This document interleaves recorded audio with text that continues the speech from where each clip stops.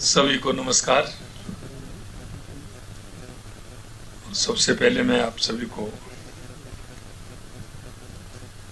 अंग्रेजी नव वर्ष 2026 की बहुत बहुत शुभकामनाएं देता हूं।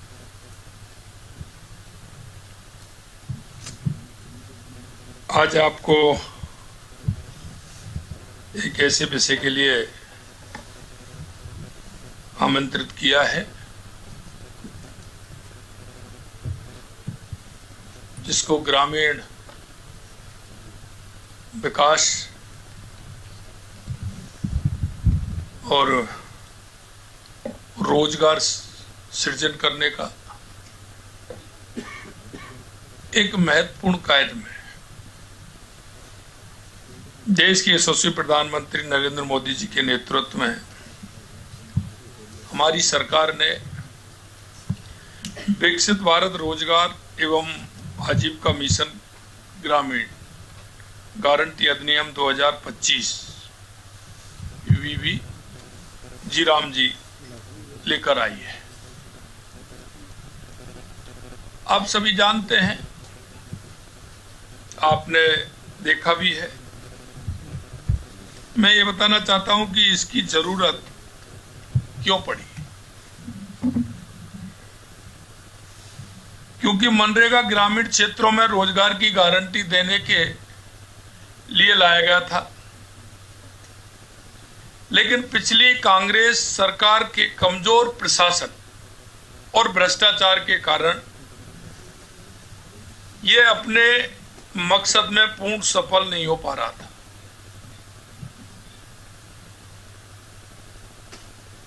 लगातार आपके माध्यम से मुद्दे उठाए भी गए थे।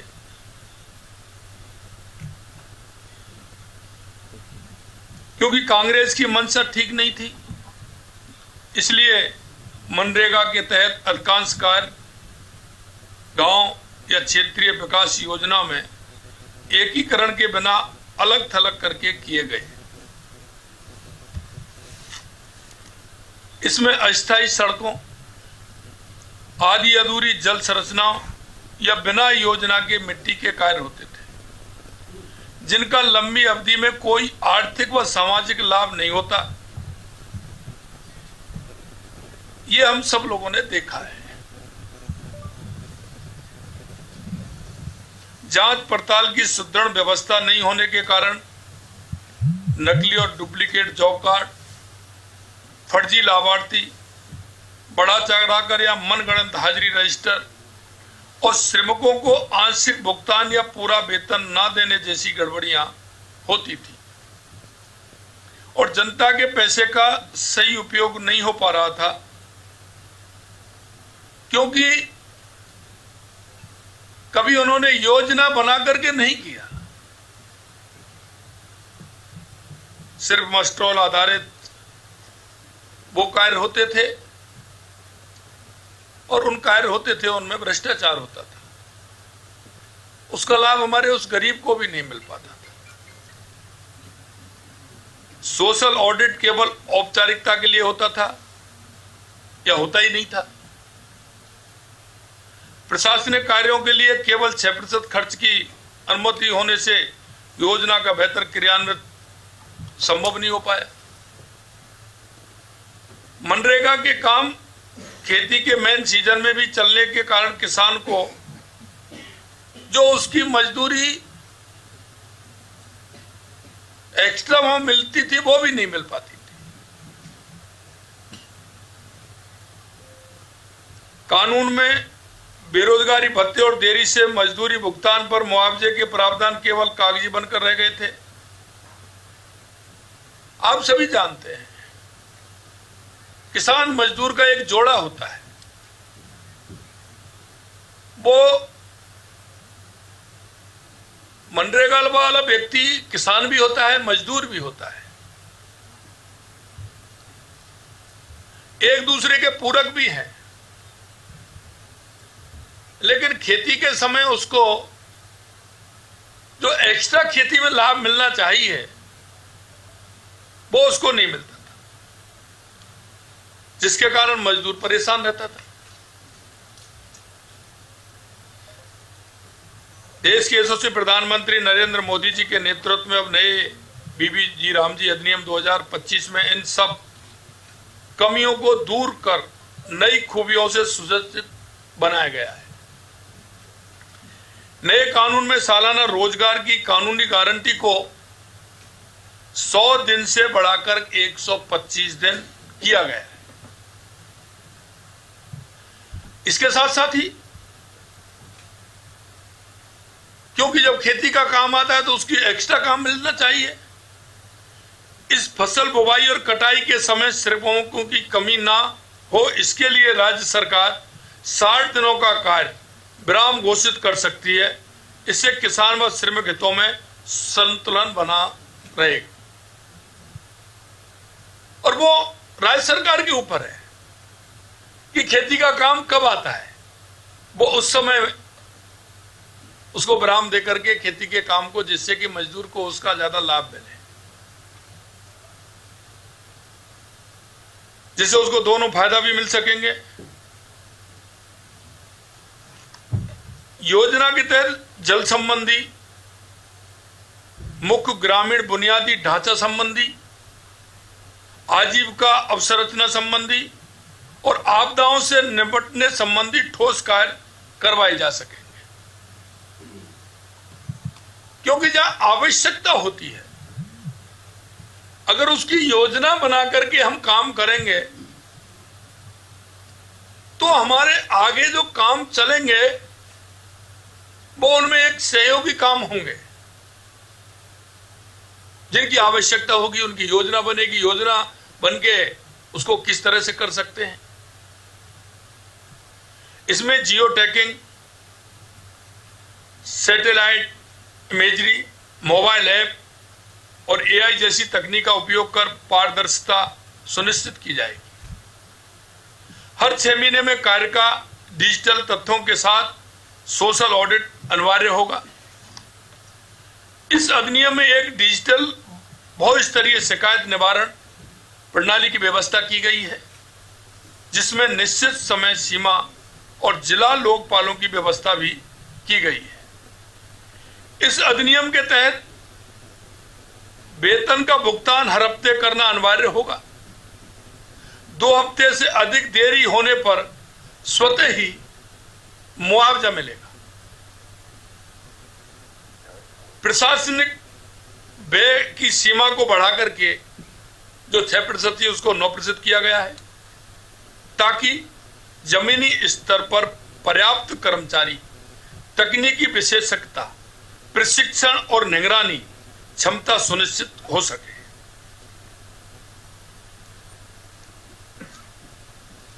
इस अधिनियम में एक टिकाऊ और जवाबदेह वित्तीय मॉडल का प्रावधान किया गया है। पहले श्रम बजट की कोई तय सीमा नहीं होती, अब उसकी जगह हर साल के लिए स्पष्ट और तय बजट निर्धारित किया गया है। हालांकि इसमें भी इसका मतलब यह नहीं है कि काम सीमित कर दिया गया है। लोगों की मांग के अनुसार काम देने की व्यवस्था पहले की तरह बनी रहेगी। कुल आवंटन में वृद्धि की गई है, जिससे राज्यों को हाल के मनरेगा औसत की तुलना में लगभग 17,000 करोड़ का अतिरिक्त लाभ मिलने की उम्मीद है।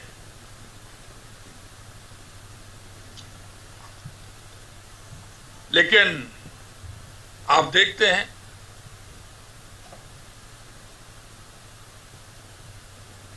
कांग्रेस के पास सिर्फ भ्रामक प्रचार है। और आपने पीछे देखा होगा कई इस तरह के विषय आए हैं, लेकिन उन विषयों का आज कहीं कोई मतलब नहीं है।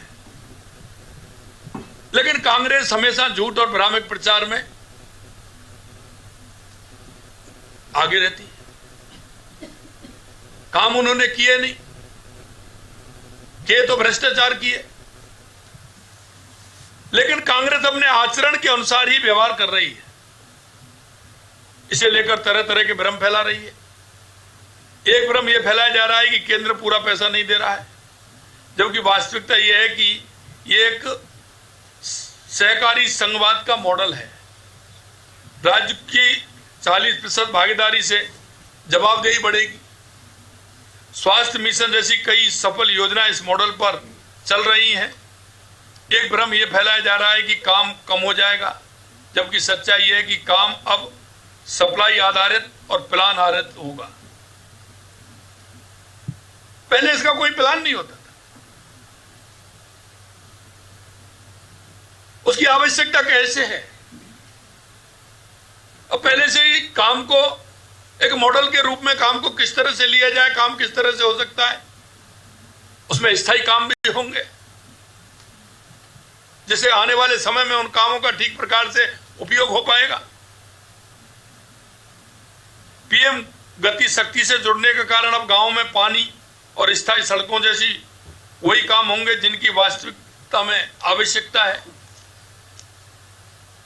और मैं कहना चाहूंगा कि यह नया कानून सुनिश्चित और बेहतर आजीविका सुरक्षा देगा, टिकाऊ उच्च गुणवत्ता वाली ग्रामीण संपत्तियां सृजित करेगा।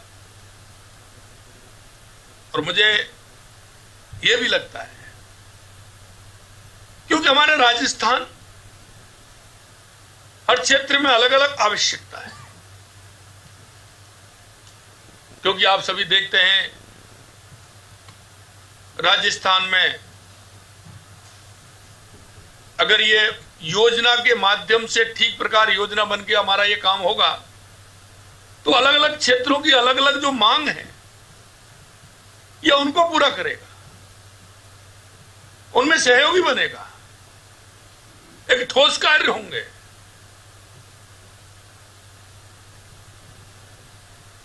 इसलिए तकनीकी आधार पारदर्शिता से भ्रष्टाचार समाप्त होगा और जैसे मैंने कहा टिकाऊ उच्च गुणवत्ता वाली ग्रामीण संपत्तियां सृजित करेगा, जवाबदेही के साथ सहकारी संघवाद को मजबूत करेगा।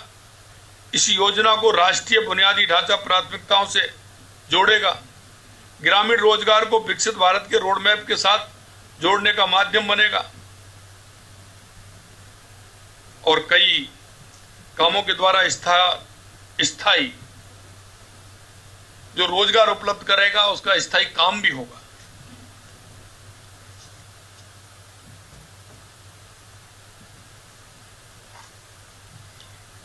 यह कानून ग्रामीण रोजगार की एक मजबूत गारंटी और विकसित भारत की एक मजबूत आधारशिला बनाएगा। इससे राजस्थान को भी भरपूर लाभ मिलेगा। मेरा आप सब मीडिया साथियों से आग्रह है कि देश के यशस्वी प्रधानमंत्री नरेंद्र मोदी जी द्वारा जनहित में लाए गए इस वीबी रामजी अधिनियम 2025 की खूबियों को निश्चित रूप से आप जनता तक पहुंचाएंगे। हमने एक टेबल भी दिया है, वो आपको टेबल भी मिलेगी कि पहले इसमें क्या था और अब इसमें क्या होने जा रहा है। मैं आपसे इतना कहना चाहता हूं कि आवश्यकता आज विकसित भारत 2047 विकसित राजस्थान 2047 की आवश्यकता है कि हमारे अंतिम पायदान पर खड़े हुआ व्यक्ति जिसको आवश्यकता है उसकी आवश्यकता की पूर्ति भी हो और हमारा नीचे तक का जो ढांचा है वो सुदृढ़ हो। और ये देश के यशस्वी प्रधानमंत्री नरेंद्र मोदी जी के नेतृत्व में निश्चित रूप से ये सुदृढ़ होगा और ये हमारा विकसित भारत रोजगार एवं आजीविका मिशन ग्रामीण गारंटी अधिनियम 2025 वीबी रामजी राजस्थान के विकास के लिए, देश के विकास के लिए ये बहुत ही मजबूत है। और जो हम कहते हैं ग्रामीण क्षेत्र का विकास, अंतिम पायदान पर खड़े व्यक्ति का विकास, वो इसमें समाहित है। आज आप सभी को इसके लिए बुलाया, आप सभी पधारे हैं, आप सभी को बहुत बहुत धन्यवाद, बहुत बहुत धन्यवाद। नमस्कार। माननीय मुख्यमंत्री जी का बहुत बहुत धन्यवाद। हमारे बीच में एक विशेष महत्वपूर्ण विषय रखा। आप सभी चाय पर आमंत्रित हैं।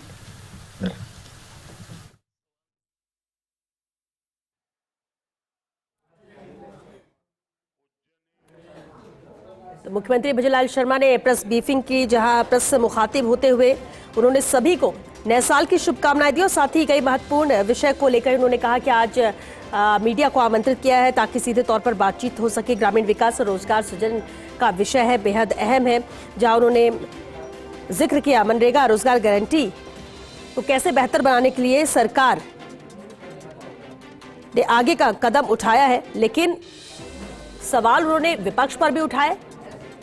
जीराम जी में जिस तरह से बहुत सारी खूबियां हैं, किस तरह से फायदा इससे आम मजदूर को मिलेगा, लेकिन इसका विपरीत प्रचार किया जा रहा है, जिसको लेकर उन्होंने विपक्ष को घेरा, कांग्रेस को घेरा और इसका भी जिक्र उन्होंने उद्बोधन के दौरान किया। उन्होंने कहा कि लगातार सरकार पिछले 2 साल से जिस तरह से महत्वपूर्ण काम कर रही है, राजस्थान के विकास के मद्देनजर अस्थायी सड़कों, आधी अधूरी जल संरचना हो या मिट्टी के काम होते थे, नकली और डुप्लीकेट जॉब कार्ड और श्रमिकों को भुगतान नहीं देने की गड़बड़ी होती थी।